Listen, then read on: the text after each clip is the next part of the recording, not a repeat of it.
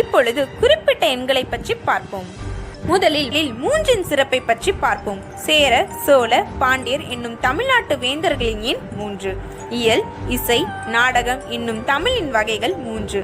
மா, பலா, வாழை என்னும் கனிகள் 3. இறந்த காலம், நிகழ்காலம், எதிர்காலம் என்னும் முக்காலங்கள் இவ்வாறு மும்மூன்றாக வகுக்கப்பட்டிருப்பதால் 3 சிறப்பு பெறுகிறது. அடுத்து 4 சிறப்பு. ரத, கஜ, துரக, பதாதி என்னும் சதுரங்க சேனையின் பகுதிகள் 4. சாம, பேத, தான, தண்டம் என்னும் ராஜதந்திரங்கள் 4. வடக்கு, தெற்கு, கிழக்கு, மேற்கு என்னும் முக்கிய திசைகள் 4. இவ்வாறு 4 இருப்பதால் 4 என்னும் எண்ணின் பெருமை வெளியாகிறது.